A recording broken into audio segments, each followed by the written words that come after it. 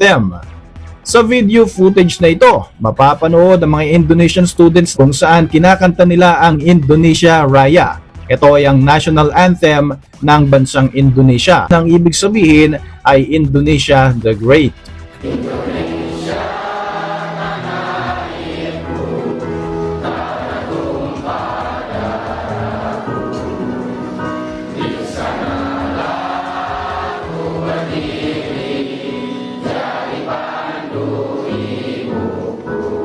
Pero nang matapos na nga sa pagkanta ang mga Indonesian students na ito, nagsimula ng patugtugin ang pambansang awit ng Pilipinas at kinanta ito ng maayos at na may pagrespeto ng mga estudyanteng ito.